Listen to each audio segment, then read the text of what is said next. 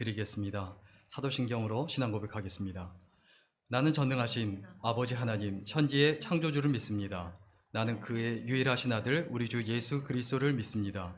그는 성령으로 잉태되어 동정녀 마리아에게서 나시고 본디오 빌라도에게 고난을 받아 십자가에 못 박혀 죽으시고 장사된 지 사흘 만에 죽은 자 가운데서 다시 살아나셨으며 하늘에 오르시어 전능하신 아버지 하나님 우편에 앉아 계시다가 거기로부터 살아있는 자와 죽은 자를 심판하러 오십니다.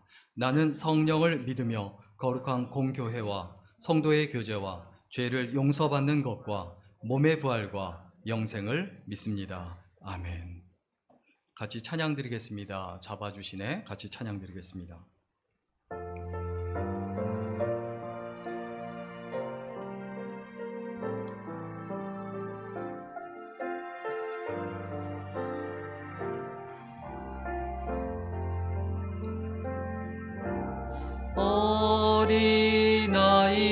어린아이처럼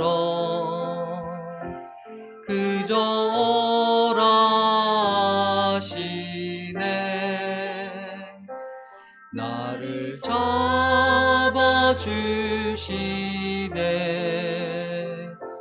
주의 강한 손으로 잡아주시네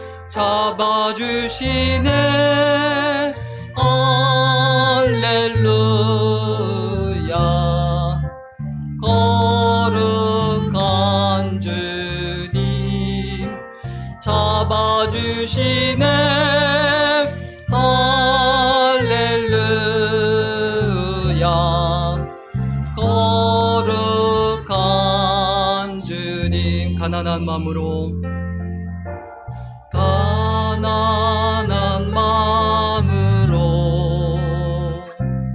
주께 가기만 하면 나를 도우리라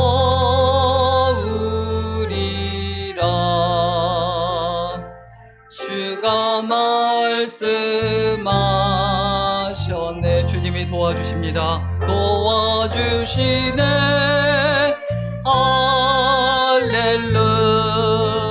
할렐루야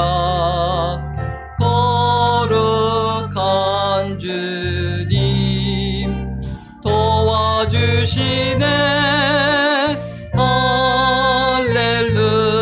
할렐루야 거룩한 주님 내가 죽어야만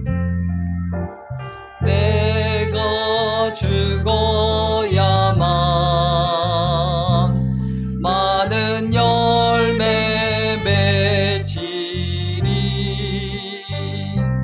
주와 함께 못 박혀 주와 다시 살리라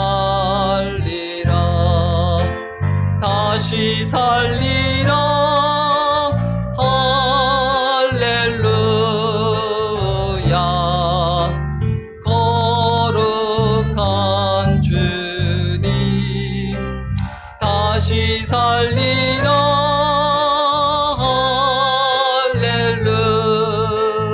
할렐루야 거룩한 주님 거룩한 성령님 거룩한 성령님 임마누엘 하나님 임마누엘 하나님 찬양 받으소서 찬양 받으소서 소리 높여 경배해 찬양하리라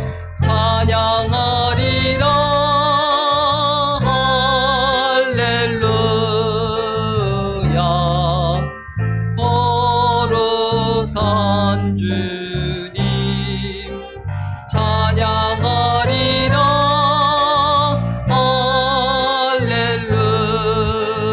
할렐루야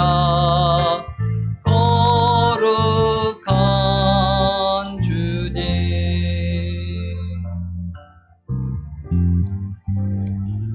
기도하겠습니다.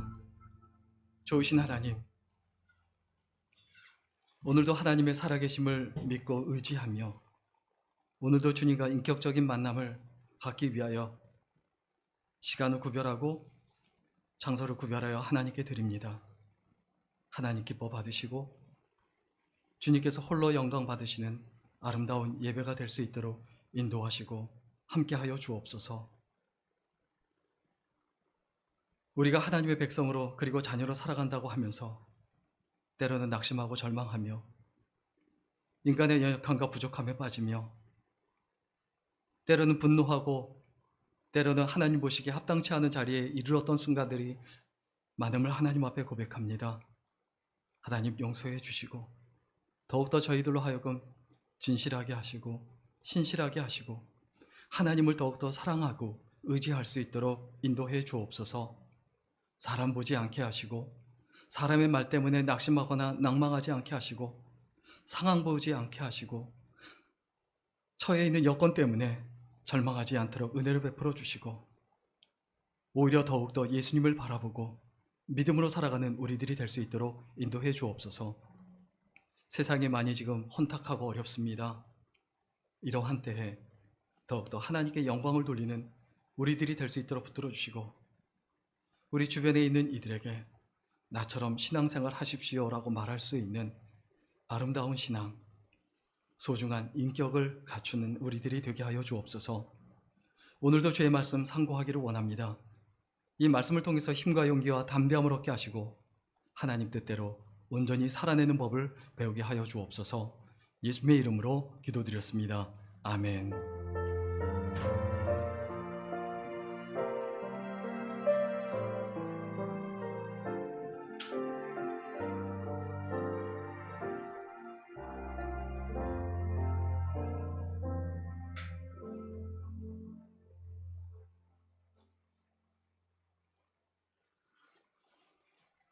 광고 말씀드리겠습니다. 예배 자리에 나오신 여러분을 환영하고 축복합니다. 오늘 예배에도 하나님의 사랑과 은혜가 풍성히 넘치기를 함께 기도하고 또 사모함으로 예배 드렸으면 좋겠습니다.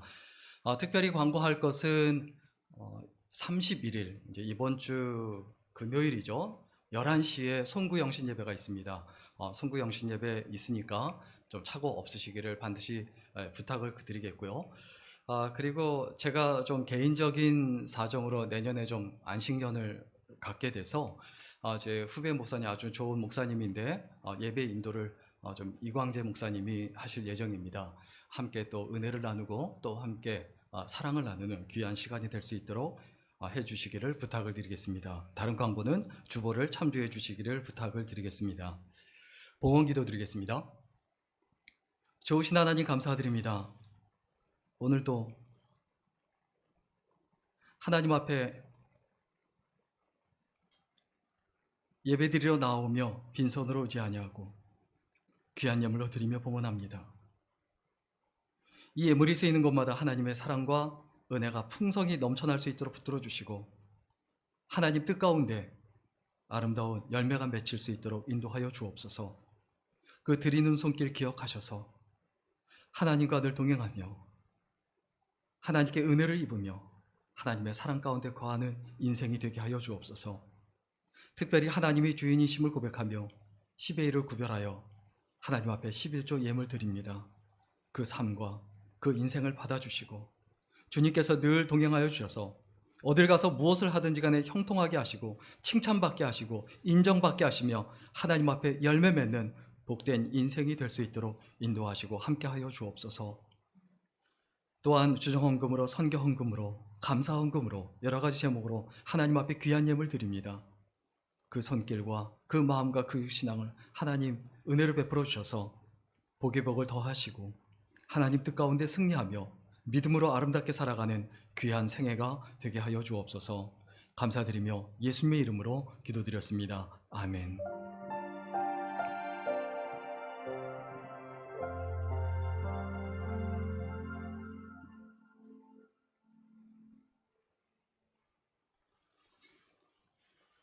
성경 보겠습니다. 오늘 하나님의 말씀은 히브리서 12장 1절에서 3절까지입니다. 히브리서 12장 1절에서 3절까지인데요. 우리 먼저 히브리서 12장 2절 말씀 같이 읽도록 하겠습니다. 히브리서 12장 2절입니다. 같이 읽습니다. 시작.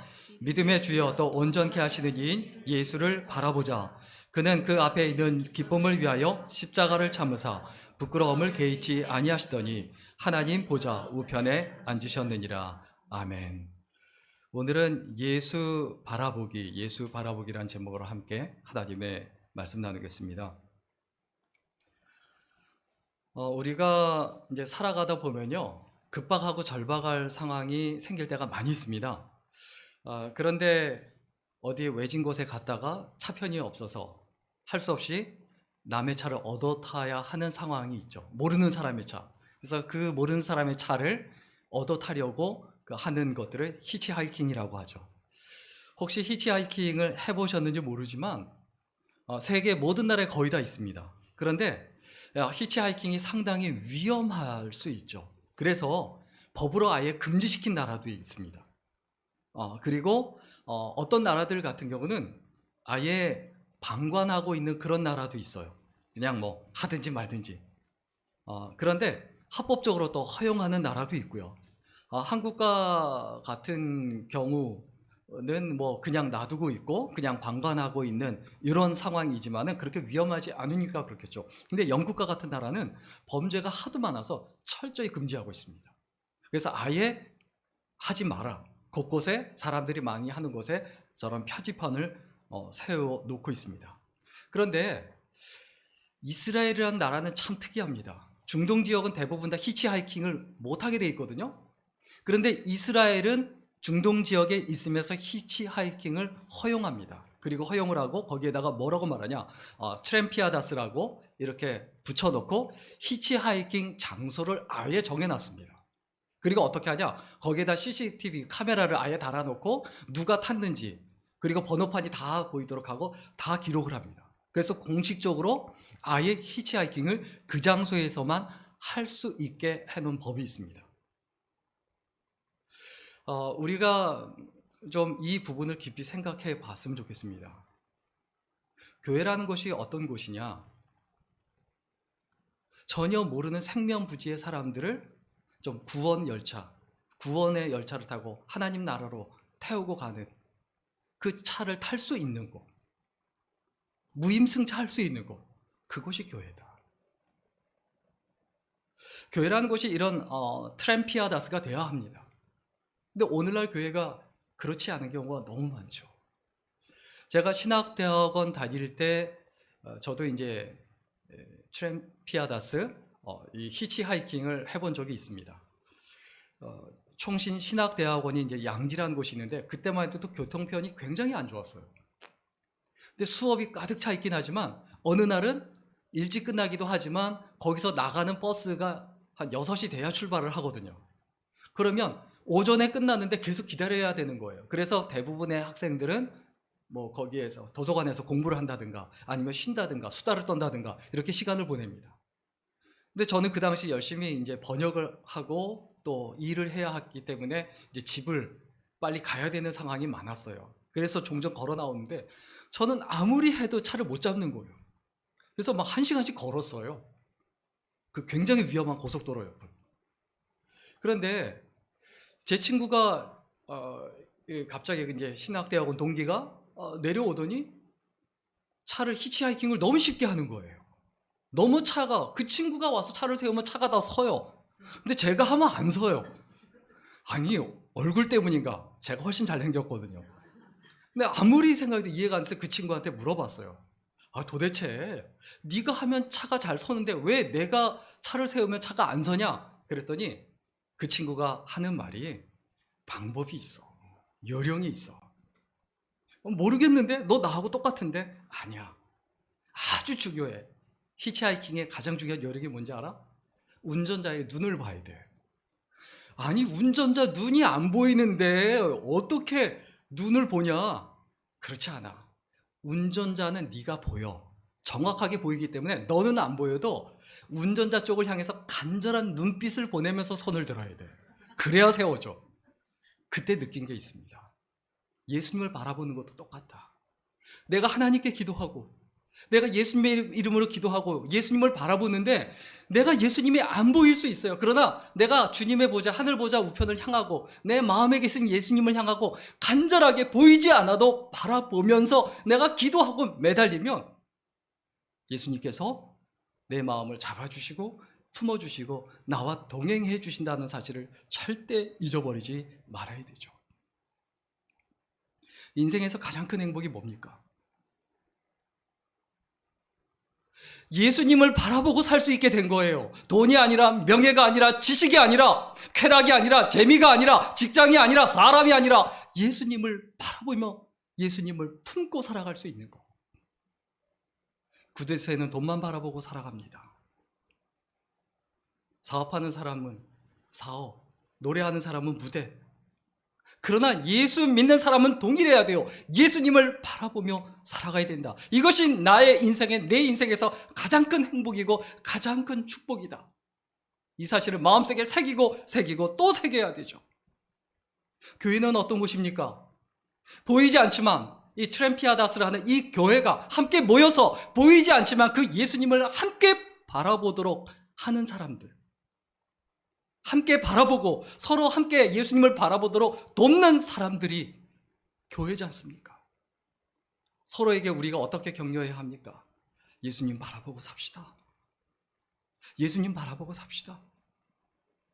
어려움이 있다고 어려움만 보지 마시고 재미와 쾌락만 바라보지 마시고 사람만 바라보지 마시고 예수님 바라보며 삽시다. 권유하고 그것을 위해서 몸부림치며 노력하며 애를 쓰는 것이 교회다.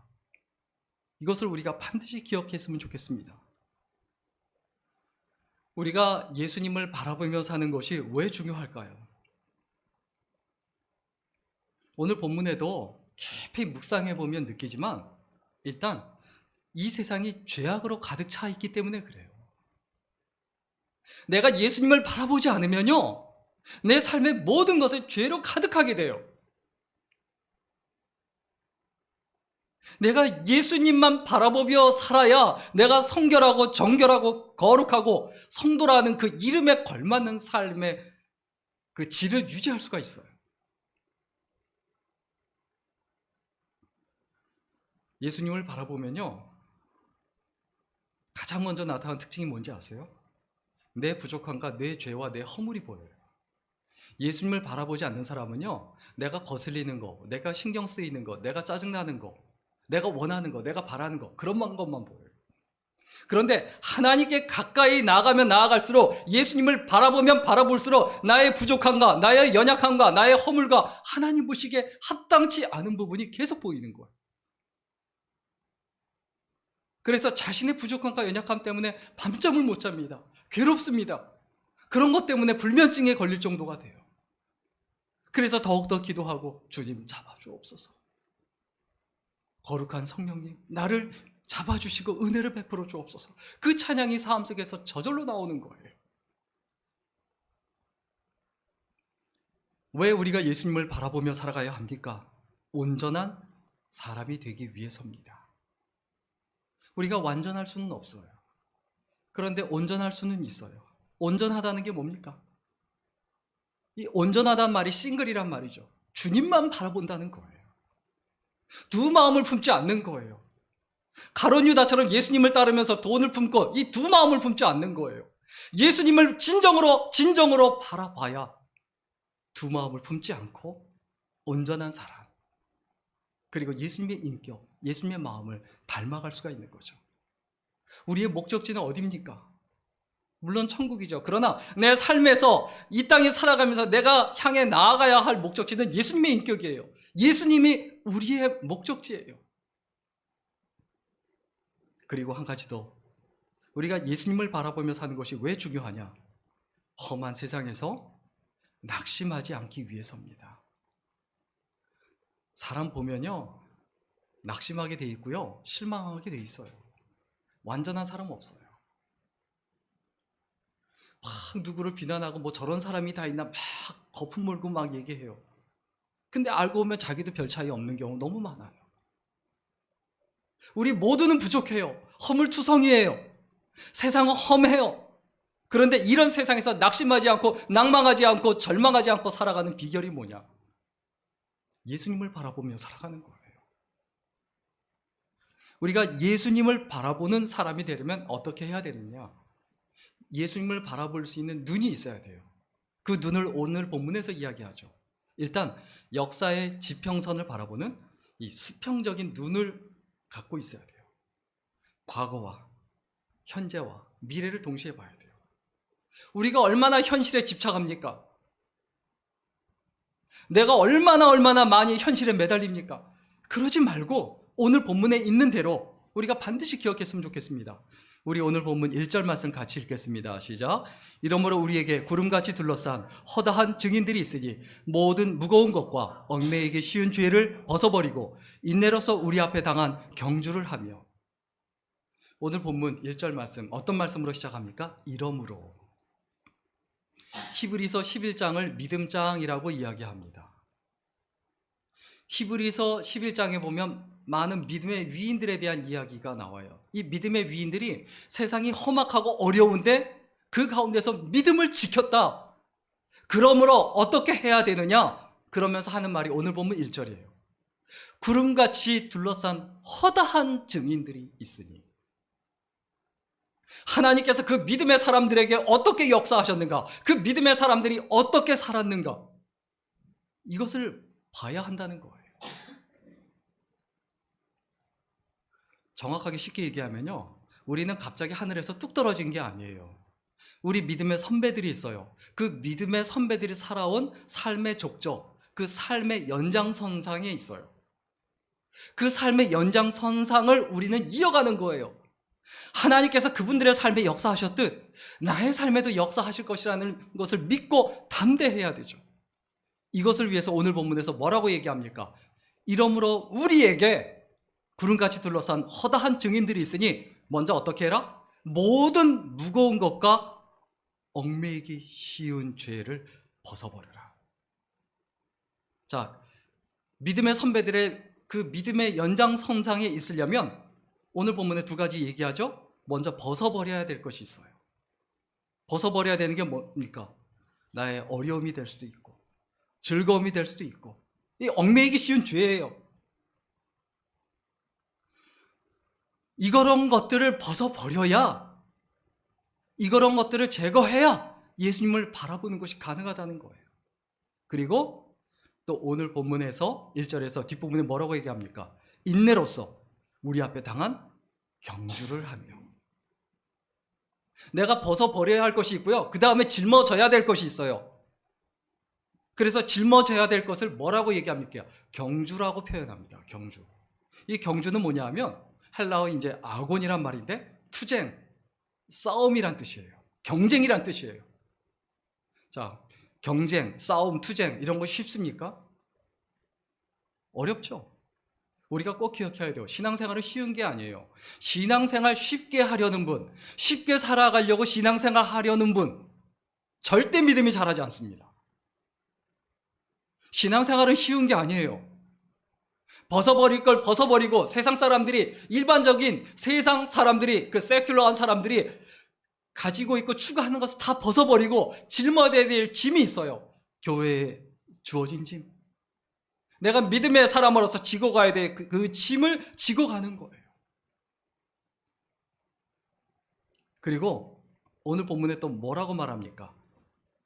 우리 앞에 당한 경주를 하며. 내 앞에 당한 경주를 하며. 이 당했다라는 표현, 이거 굉장히 중요합니다. 이 프로케메이네스, 이 당했다라는 이 표현은 뭐냐면 나한테 선택의 여지가 없다는 거예요. 하나님이 그 길을 가게 만들어 놓으셨다는 거예요. 내가 선택한 게 아닌 거예요. 내 앞에 당한, 내한테 지어진, 내가 짊어질 수밖에 없는, 이 땅에 살아가는 동안에, 생명호흡이 있는 동안에 짊어질 수밖에 없는 그 짐을 어떻게 해야 된다? 짊어져야 된다. 신앙의 경주는요, 선택이 아닙니다. 하나님의 명령이에요. 하나님의 요구예요. 그래서 사도 바울이 에베소 교회 교인들에게 내가 하나님의 은혜로 이렇게 사도가 되었고 또 일꾼이 되었다. 그 이유가 뭐냐? 그 이유를 이렇게 말합니다. 에베소서 3장 8절 9절 말씀 우리 같이 읽어볼까요? 에베소서 3장 8절 9절입니다. 우리 같이 읽습니다. 시작. 모든 성도 중에 지극히 작은 자보다 더 작은 나에게 이 은혜를 주신 것은 측량할 수 없는 그리스도의 풍성함을 이방인에게 전하게 하시고 영원부터 만물을 창조하신 하나님 속에 감추어졌던 비밀의 경륜이 어떠한 것을 드러내게 하려 하심이라. 자, 사도 바울이 왜 하나님께 은혜를 입어서 일꾼이 되었다고요? 영원부터 만물을 창조하신 하나님 속에 감춰졌던 비밀의 경륜이 어떠한 것임을 드러나게 하기 위함이다. 우리가 짊어져야 될 짐이 뭡니까? 하나님의 뜻, 하나님의 사랑, 하나님의 은혜, 이것이 드러나게 하도록 하는 거예요. 내가 진짜 살아가면서 하나님의 은혜와 하나님의 뜻이 드러나게 하는 사람인가? 아니면 내 더러운 성품, 내 못난 성격, 내 나쁜 인간성, 내 언어로, 내 입술로, 살아가는 모습으로, 내 행동으로 하나님의 이름을 오히려 하나님의 뜻을 가리우고 더럽히는 것은 아닌가? 날마다 우리 자신과 우리 스스로를 되돌아봐야 되죠. 우리가 진짜 예수님을 바라보며 살아가려면 어떻게 해야 됩니까? 믿음의 선진들이 살아온 그 역사의 그 지평선, 이것을 볼 수 있는 수평적인 눈이 있어야 되죠. 그리고 우리에게 또 어떤 눈이 있어야 됩니까? 나의 내면을 바라보는 내향적인 눈이 있어야 돼요. 자, 오늘 본문 2절 말씀 같이 읽겠습니다. 2절 말씀 같이 읽습니다. 시작. 믿음의 주여 또 온전케 하시는 이인 예수를 바라보자. 그는 그 앞에 있는 기쁨을 위하여 십자가를 참으사 부끄러움을 개의치 아니하시더니 하나님 보좌 우편에 앉으셨느니라. 믿음의 주여 온전케 하시는, 나로 하여금 내 믿음이 자라나게 하고 나로 하여금 온전케 하시는 누구를 바라보자? 예수를 바라보자. 예수님을 바라보지 않으면 내 믿음이, 내 인격이, 내 삶이 온전해질 수 없다는 거예요. 예수님을 바라보면 뭐가 보인다고요? 예수님을 바라보면 나의 허물과 부족함이 보여요. 너무 중요한 사실이에요. 그런데 예수님을 바라보지 않으면 뭐만 보입니까? 남의 허물과 남의 부족함과 남의 연약함과 남의 죄악만 보이는 거예요. 그래서 바리새인이 되는 거예요. 신앙이 깊어질수록 자신의 내면을 돌아보게 됩니다. 내가 하나님을 바라보고 하나님을 의지하고 하나님을 따라간다는 것이 무엇을 의미합니까? 내 안에 예수님을 모시고 산다는 거죠. 예수님을 모시고 살면 당연히 내 안에 있는 허물이 보이죠. 예수님은 스스로를 빛이라고 말씀하셨어요. 나는 세상의 빛이니. 빛이신 예수님께서 내 안에 계세요. 내 안에 계시면 온갖 더러운 것들이 다 보이죠. 내 마음이 화나니까. 집이 어두울 때는 아무것도 안 보이죠. 그러나 집 안에 불을 켜면, 등불을 켜면 더러운 것, 지저분한 거 다 보이죠. 마찬가지입니다. 내 안에 계신 예수 그리스도, 내 안을 바라보고 있으면 그 다음부터 보이는 것이 뭐냐? 내 안이 환해져서 내 안의 죄악들, 내 안의 못된 마음, 못된 성품, 세상적인 쾌락, 이런 것들이 다 보이는 거예요. 이런 것들 때문에 늘 괴로운 거예요. 자, 여기서 바라보자라고 했어요. 이 바라보자, 이 말, 이게 이제 아포라오라는 말, 이게 무슨 말이냐면 시선을 고정시킨다는 거예요. 어딜 가서 무엇을 하든지 간에 화가 나는 일이 있든 기쁜 일이 있든 슬픈 일이 있든 즐거운 일이 있든 마찬가지예요. 항상 언제든지 내 시선을 주님께 고정시켜야 돼요. 우리 시선이란 찬양 있죠. 모든 시선을 주님께 드리고, 우리가 하나님 앞에 기억해야 합니다. 예수님을 바라볼 때 어떤 결과가 나타나느냐? 오늘 본문에 이야기하잖아요. 믿음이 성장하고 온전하게 된다는 거예요. 예수님을 바라보는 사람의 그 전형적인 특징이 있어요. 사람을 만나더라도요, 사람이 온전해져요. 진실해져요. 두 마음을 품지를 않아요. 우리가 바라봐야 하는 예수님은 어떤 분입니까? 우리 이사야서 53장 5절 말씀 같이 읽겠습니다. 이사야서 53장 5절입니다. 우리 같이 읽습니다. 시작. 그가 찔림은 우리의 허물을 인함이요 그가 상함은 우리의 죄악을 인함이라. 그가 징계를 받음으로 우리가 평화를 누리고 그가 채찍에 맞음으로 우리가 나음을 입었도다. 우리가 어떤 예수님을 바라봐야 합니까? 우리는 어떤 예수님만 자꾸 바라봅니까? 오병이어의 기적을 일으키는 분, 소경을 눈뜨게 하신 예수님, 부활하신 예수님, 그런 예수님만 바라보고 나도 그분처럼 능력 있게 해달라고 이런 것만 생각해요. 그러나 십자가에서 고난을 당하신 예수님, 나를 위하여 고난당하신 그 예수님을 바라봐야 우리가 철이 들고 성장하게 되어 있습니다. 내 죄 때문에, 내 부족함 때문에, 연약함 때문에 징계를 받으시고 십자가를 지신 그 예수님을 바라보는 것, 이것이 우리들의 삶과 인생이 되어야 되죠. 그 예수님을 바라볼 때 그 예수님께서 우리에게 주시는 게 뭡니까? 그분을 바라보니까 어떻게 된다? 이사야서 53장 5절에 우리에게 평화를 주신다. 우리가 평화를 누리고 예수님께서 채찍에 맞음으로 우리가 나음을 입었다. 회복과 치유를 주시는 거예요. 혹시 마음 아픈 일이 있으세요? 절망스러운 일 있으세요? 예수님을 바라보시기를 주의 이름으로 간절히 축원합니다. 마지막으로 우리가 예수님을 바라보고 살아가려면 어떻게 해야 되느냐? 영혼과 이상을 바라보는 수직적인 눈이 있어야 돼요. 하늘을 바라보는, 하나님과 나 사이를 연결하는 이 선이 있어야 돼요. 오늘 보면 3절 말씀 같이 읽겠습니다. 같이 읽습니다. 시작. 너희가 피곤하여 낙심하지 않기 위하여 죄인들이 이같이 자기에게 거역한 일을 참으신 일을 생각하라. 자, 너희가 피곤하여 낙심하지 않기 위하여. 왜 우리가 자꾸 피곤하고 정신적으로, 그리고 왜 우리가 낙심합니까? 희망을 잃어서 그래요. 왜 절망합니까? 희망이 사라지기 때문에 그래요. 헤어지는 부부들이 똑같이 동일하게 하는 말이 있어요. 저 사람에게선 더 이상 희망이 보이지 않는다. 인간관계에서 등을 질 때 그 등을 지는 사람들이 전형적으로 생각하는 게 있어요. 희망이 안 보인다. 그런데 진짜 중요한 거, 왜 희망이 안 보입니까? 예수님을 바라보지 않아서 그래요. 우리의 희망이 예수 그리스도죠. 우리가 늘 언제든지 어디서든지 무엇을 하든지 어디에 희망을 두고 살아가야 합니까? 하나님 나라의 소망을 두고 살아가야 되죠. 하나님 나라의 소망을 두고 살아가면 다른 것들 때문에 낙심하거나 낭망하거나 피곤하거나 절망하지 않는다는 거예요.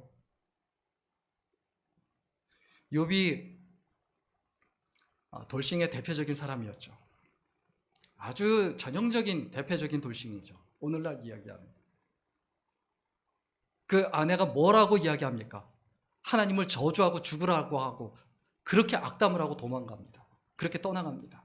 아무도 없습니다. 친구들도 와서 비아냥거립니다. 잘못한 것도 없는데 자꾸 회개하라고 그럽니다. 네가 잘못해서 하나님께 벌을 받았다고 자꾸 친구들이 와서 위로하는 게 아니라 비난하고 정죄를 해요. 그러나 묵묵히 참아냅니다. 그 묵묵히 참아내며 하나님께 기도하고 매달리고 견디는 그것이 바로 욥기서 42장이나 되어 있는 이 긴 부분이 다 그 내용이에요. 그런데 42장에 욥기서 42장 5절에 욥이 뭐라고 고백합니까? 우리 같이 읽겠습니다. 욥기서 42장 5절입니다. 같이 읽습니다. 시작. 내가 주께 대하여 귀로 듣기만 하였사오나 이제는 눈으로 주를 배움나이다. 전에는 수동적이었다는 거예요. 주님이 말씀하시면 듣기만 했다는 거예요. 이렇게 해라고 하고 하지 말라고 안 하고. 근데 이제는 주님이 말씀하지 않으셔도 내가 주님을 바라보므로 주님이 가시면 나도 가고 주님이 일어나면 나도 일어나고 주님이 누우면 나도 눕고 주님을 따라가는 수동적인 신앙에서 능동적이고 적극적인 신앙이 됐다는 거예요. 하나님께서 우리에게 원하시는 게 뭡니까? 이런 믿음이에요. 이런 신앙이에요. 예수님을 바라보는 신앙이에요. 나를 비난하고 정죄하는 친구들이 있어도 그거 바라보지 아니하고 악담하고 저주하는 아내가 있어도 그거 바라보지 아니하고 도적대가 와서 불을 지르고 그리고 자식들을 다 죽이고 갔어도 그 어려움과 고통 바라보지 아니하고 그 가운데서 제 가운데 앉아서 아무것도 없는데 그 아픈 몸을 이끌고 오직 모든 상황 가운데서 주를 바라보는 사람. 그 사람. 내 귀에 아무것도 안 들려도, 내 눈에 아무것도 안 보여도 그래도 내가 주님을 바라봅니다. 이것이 욥의 신앙이고 믿음이었어요. 신앙생활이 쉽습니까? 어렵습니까? 쉽지 않아요. 욥처럼 고난을 당해봐야 예수님을 바라보는 신앙에 이룰 수 있을까요? 그러지 말아야 되지 않습니까? 오늘 본문에 보면 예수님께서 자신을 거역한 일, 그러니까 내 뜻과 다 반대되는 일이 계속 벌어져요. 그리고 나를 반대하고 나를 심기불편하게 어렵게 하는 사람들이 있어요. 그것들을 다 참으셨다고 했어요. 여기서 참는다라는 말이 이제 휘포메노라는 말인데, 휘포라는 말 자체가 아래라는 뜻이에요. 이게 어디서 휘포메노라는 이 단어가 언제 쓰이냐면, 그 당시 노예들이 배를 타면 선장은 위에 있고 노예들이 밑에서 빛도 안 들어오는 그 컴컴한 데서 계속 노를 젓습니다. 그때 그 노를 저으면서 참고 견디라고 말을 할 때 선장이 휘포메노하고 이야기합니다. 내가 선장이 되고 갑판 위에서 의시되고 그럴듯하고 멋있어 보이고 그 생활이 신앙생활이 아니라는 거예요. 내 신분이 예수님께 매여서 주님의 종이 되어서 내가 끊임없이 묵묵히 하나님 나라를 향하여 푯대를 향하여 노를 저을 수 있는 그 인생, 그 삶, 그것이 신앙생활이에요. 그것이 예수님을 바라보는 거예요. 그게 참는 거예요. 그게 견디는 거예요. 그게 인내하는 거예요. 우리가 기독교를 잘 알고 성경을 잘 알고 교회를 잘 아는 것 같지만 잘 몰라요. 잘 모른다라는 말이 뭐냐면 지식적으로만 알지 경험적으로 모른다는 거예요. 경험적으로 모르니까 내 믿음이, 내 신앙이 피상적이 되는 거예요.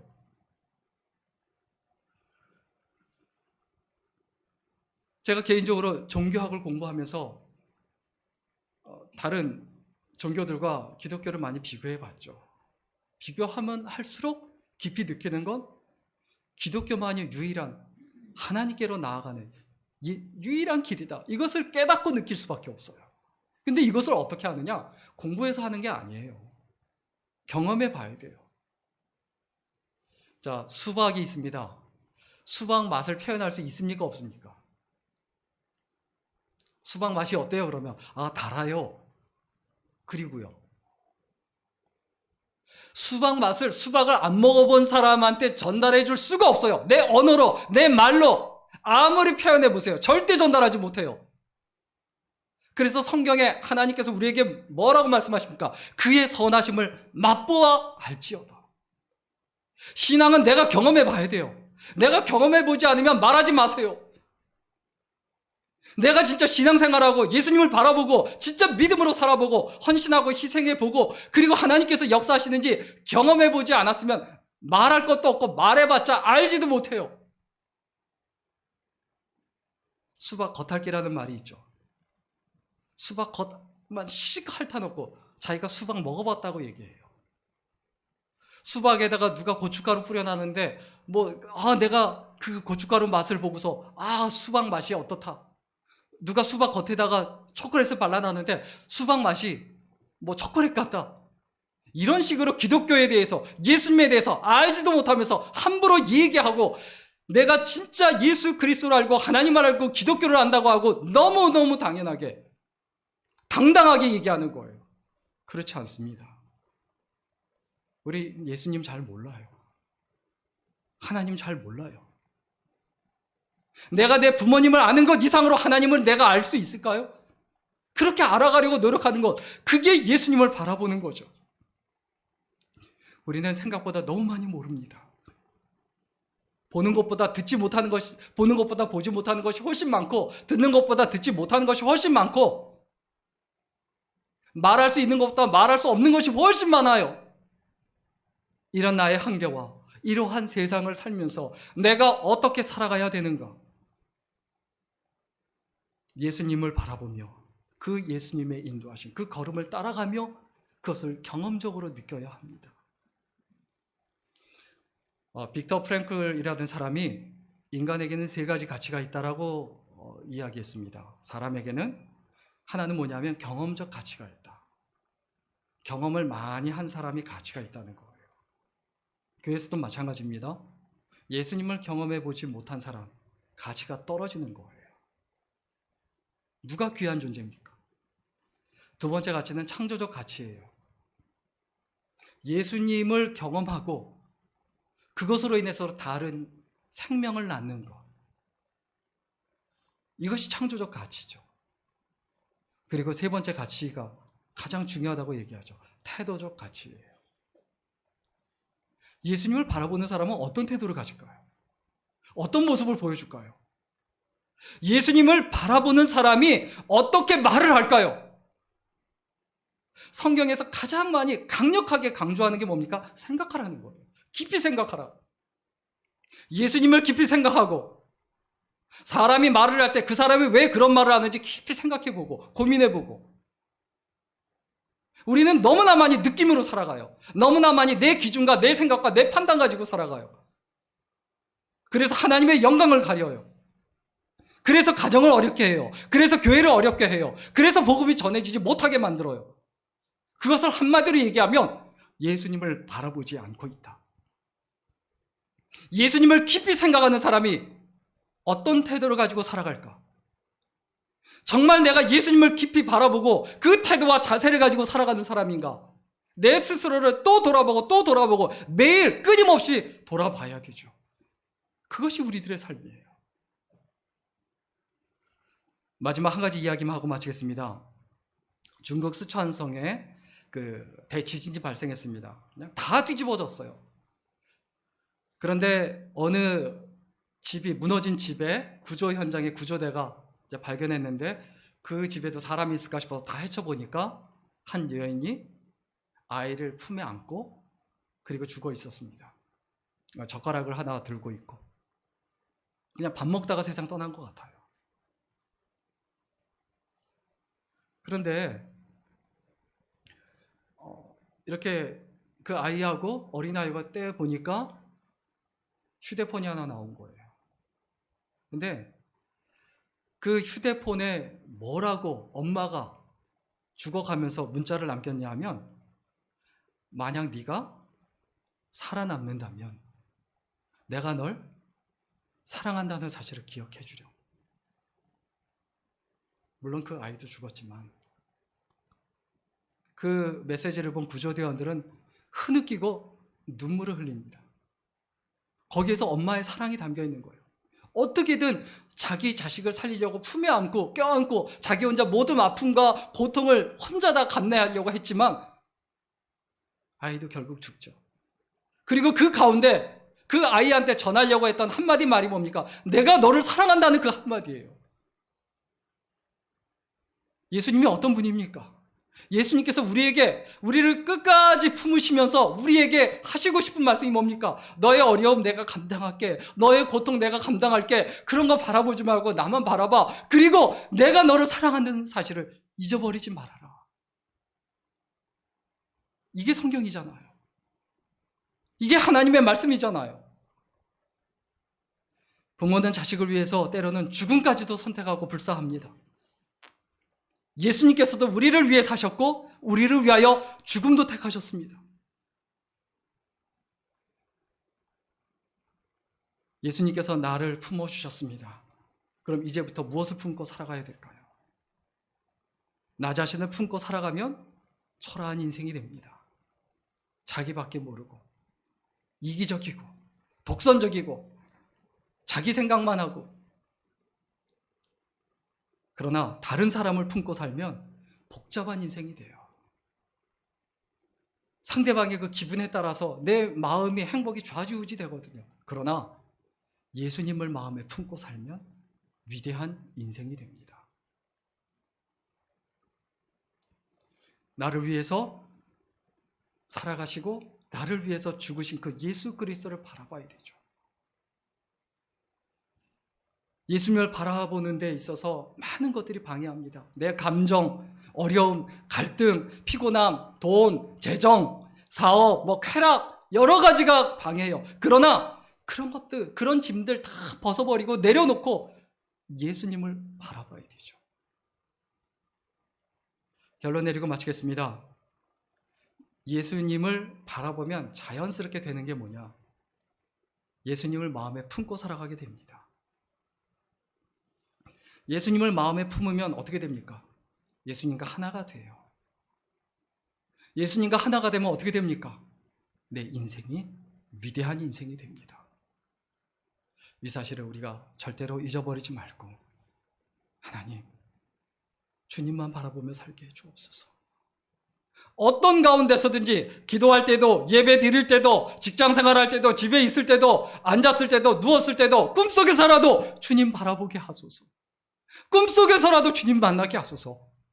이것이 우리 소원이 되어서 하나님 앞에 날마다 기도하고 주님과 동행하는 아름다운 인생, 소중한 인생이 될 수 있기를 주 이름으로 간절히 축원합니다. 기도하겠습니다.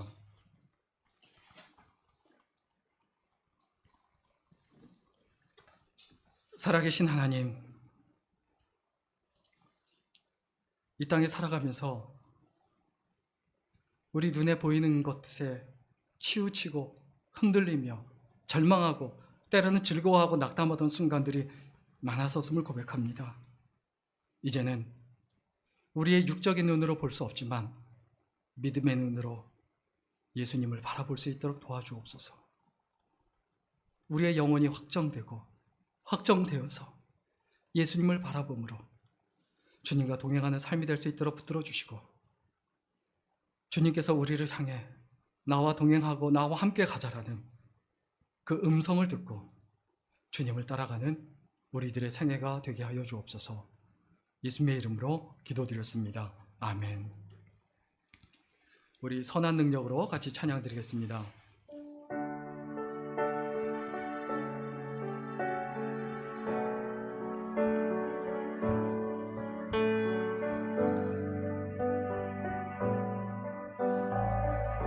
그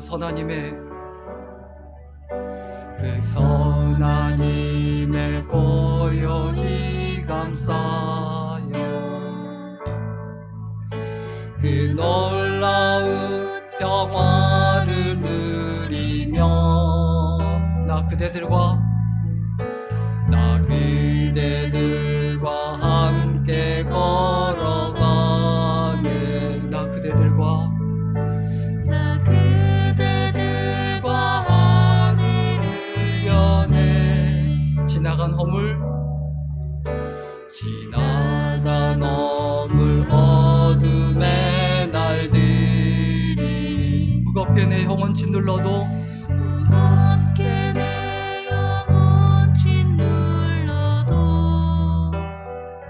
오 주여 우리를 외면치 마시고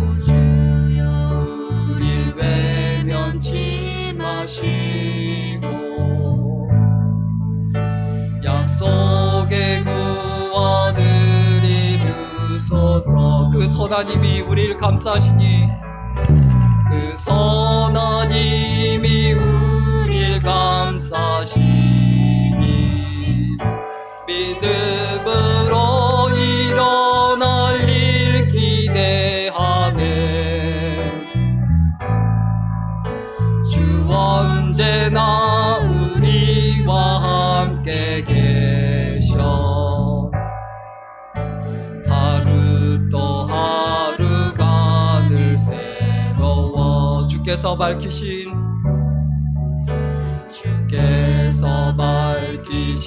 작은 촛불이 어둠을 헤치고 타오르네.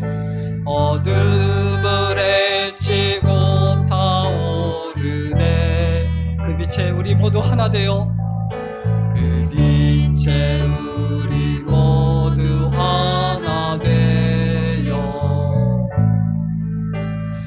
우리의 비추게 하소서. 그 선하님이 우릴 감싸시니 믿음으로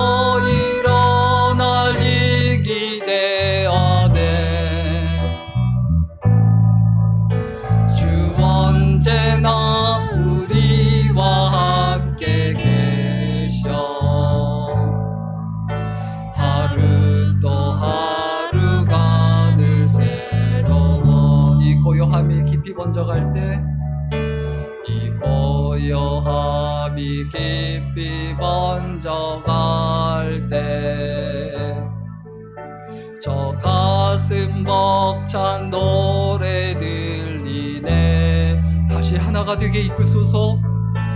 다시 하나가 되게 이끄소서. 당신의 빛이 빛나는 이 밤, 그 선하님이 우릴 감싸시니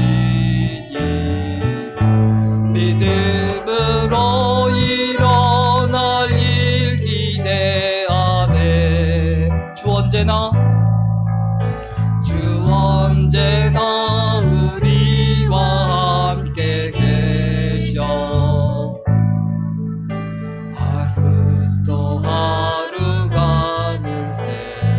하루 또 하루가 늘 새로워. 하루 또 하루가 늘 새로워.